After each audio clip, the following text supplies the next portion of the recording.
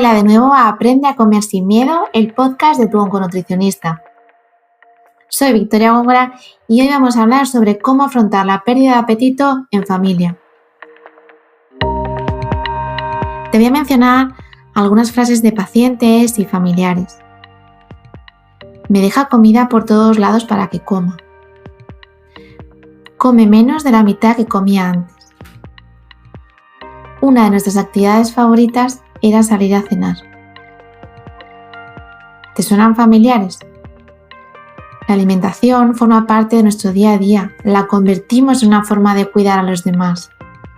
La falta de apetito, los cambios en los patrones alimentarios y la pérdida de peso durante el tratamiento son muy frecuentes y generan una gran preocupación en toda la familia. Compartir la mesa con familia, con amigos, con nuestra pareja, forma parte de nuestra cultura. La falta de apetito que se produce o los cambios que se dan en el gusto pueden impedir actividades tan cotidianas como salir a cenar en pareja y que sigamos disfrutando de actividades que antes adorábamos hacer.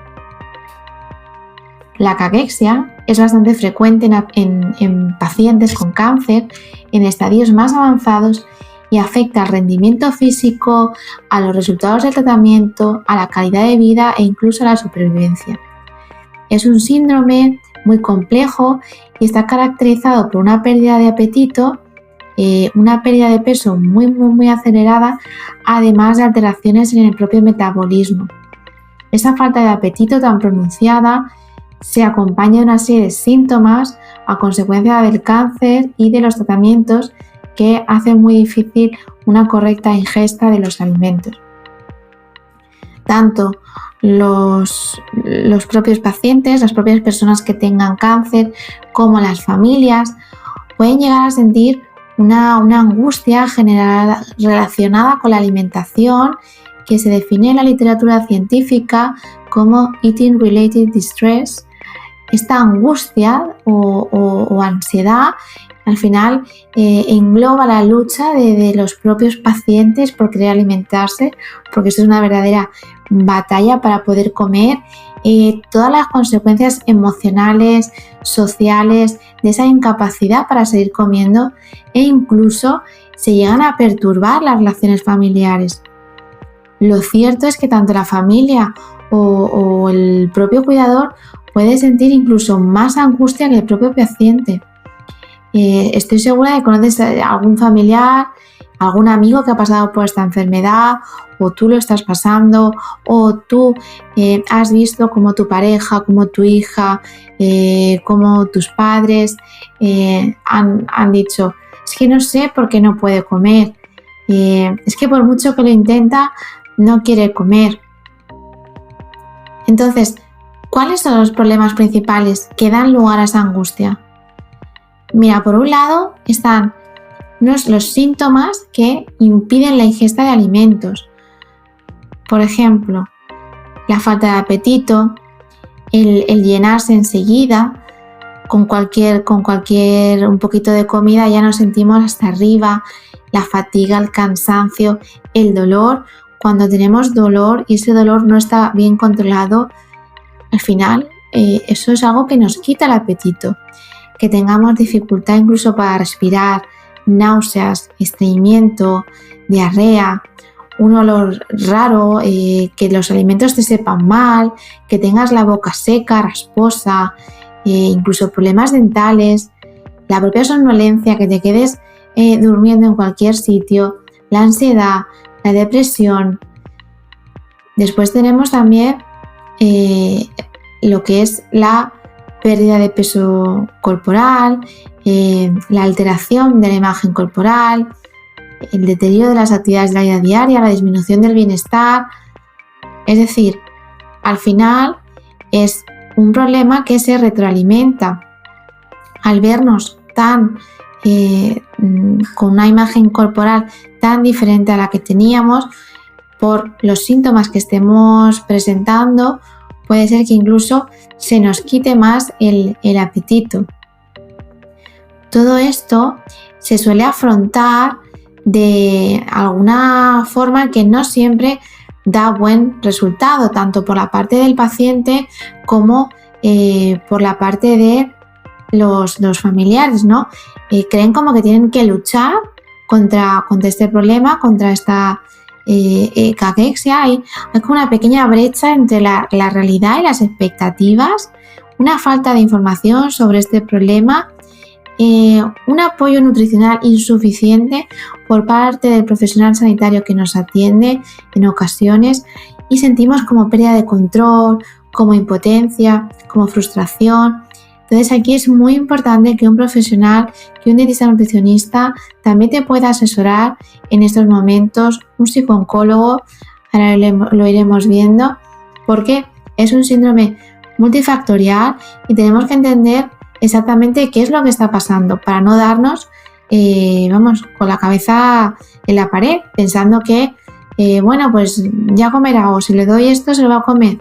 No, además hay muchas creencias que claro, cuando hablamos sobre esto nos damos cuenta de que estas creencias pues son totalmente erróneas, ¿no?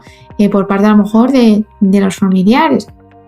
Por ejemplo, que la comida sólida pues tiene un mayor valor nutricional que alimentos que pueden ser líquidos como un batido, que por ejemplo que un plato de comida caliente también pues tiene un mayor valor nutricional que comida que esté fría, por ejemplo que la gente come más cuando come en compañía y cuando come solo, o que comer entre comidas es un mal hábito, que comer cualquier tipo de dulce es completamente dañino para la salud, que hay que comer sí o sí aunque no se tenga apetito, o incluso que los alimentos pueden alimentar al cáncer, entonces pues mira, mejor no comer, o incluso que la persona pues tenía unos kilos de más y oye, pues mejor que además que lo haya perdido, porque es siempre sano perder peso, o incluso que solo comer frutas y verduras porque eso puede curar el cáncer.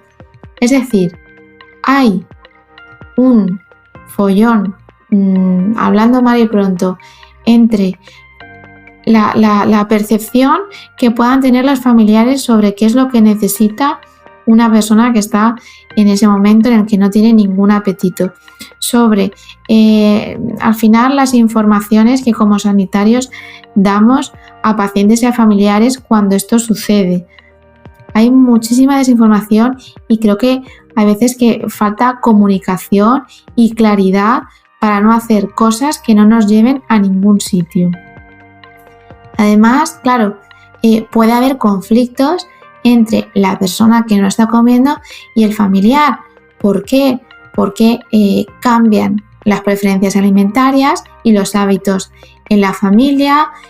Por ejemplo, pues es que antes sí que se comía esto, o hago la comida que hacemos para, como siempre, ¿no? Para todos los miembros de la casa.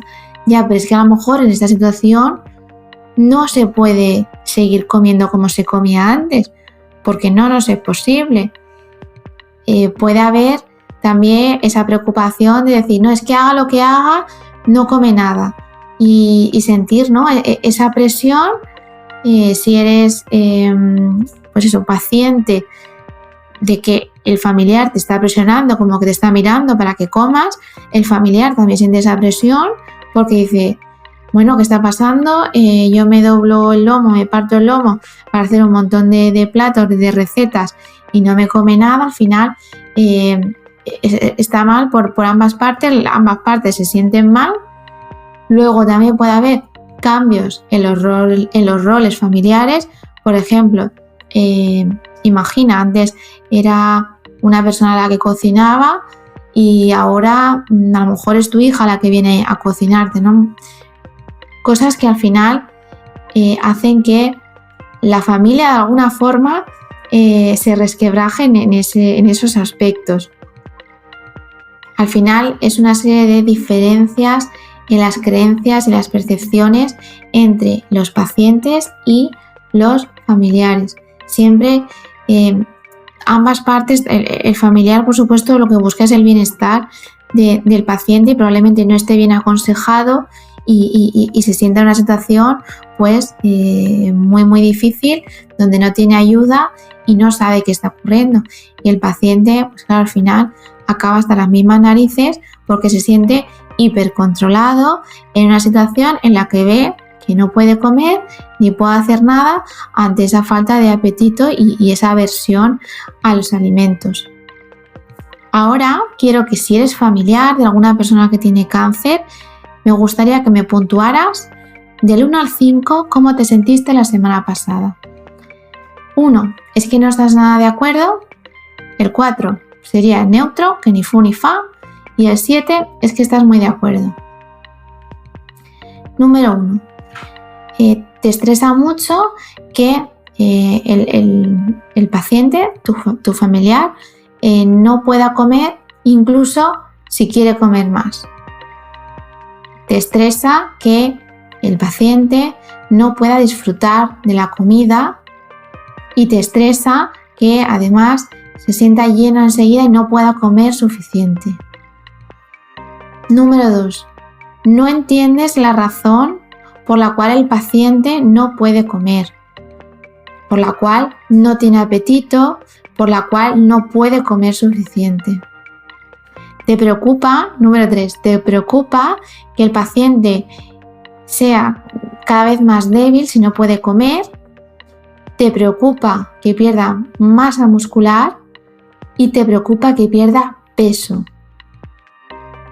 Número 4, no tienes suficiente información sobre qué nutrientes debería de priorizar el paciente, sobre qué nutrientes debería de evitar y sobre qué suplementos nutricionales debería de tomar. Sueles discutir con el paciente sobre la comida. Número 5, te preocupa que estés forzando a la persona a comer y te sientes muy frustrado con esta situación alrededor de la comida.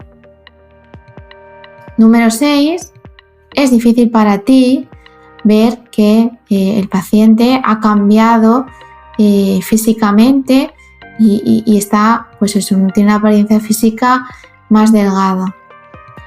Es difícil para ti que otras personas también vean al paciente tan delgado y también para ti lo es. Número 7, estás menos tiempo hablando con el paciente porque no come con vosotros, estás menos tiempo disfrutando, ¿no?, con esa persona durante las comidas y pasas menos tiempo con esa persona porque no puede comer. Bueno, esto es un formulario, un cuestionario validado para familiares de pacientes que tienen un cáncer avanzado y tienen problemas con la alimentación, problemas de inapetencia, y sirve mucho para reflexionar en qué postura está el familiar y para ver un poco qué cosas se podrían hacer, cómo se podría mejorar toda esa situación para que el familiar también se quede más tranquilo. Entonces, ¿qué podríamos hacer para evitar toda esta situación de conflictos entre pacientes y familiares? Lo primero es que deberíamos de pedir información en nuestros centros de salud, en el hospital, sobre pues qué es lo que está pasando con la alimentación, pedir que os deriven a un dietista nutricionista o acudir por vuestra cuenta, si podéis, a un dietista nutricionista privado. ¿Por qué? Porque es muy importante gestionar lo antes posible esos síntomas que al final perjudican al día a día a que no se pueda comer suficiente ni los nutrientes que se necesitan. Necesitas información y asesoramiento sobre cómo influye la alimentación durante todo el transcurso del proceso oncológico, y cuanto antes se prevenga toda esta desnutrición, toda esta inapetencia y se intenten hacer intervenciones nutricionales planes nutricionales que estén en favor de ir surfeando todos estos síntomas, mejor que mejor. Por supuesto, pedir ayuda también a un psicooncólogo o una psicooncóloga para poder afrontar esta situación por ambas partes, tanto por la parte del paciente como la parte del familiar. Es mucha la presión que se siente en ambos lados. Y por supuesto, hablar con todo el equipo médico.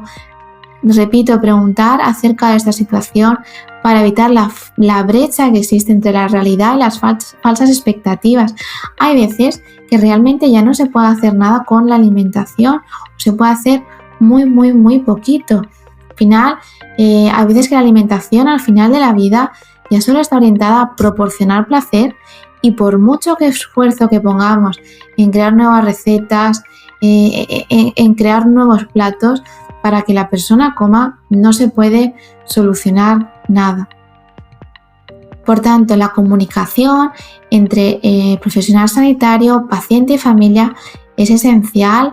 Hay que reconocer estos problemas a tiempo, son clave para garantizar la calidad de vida, la tranquilidad, y hay que explicar muy bien cómo influye la enfermedad en la alimentación y viceversa, y hasta dónde podemos llegar con ella para facilitar la relación con la comida, con nuestra familia, y además para aliviar la carga y la presión que muchas veces supone.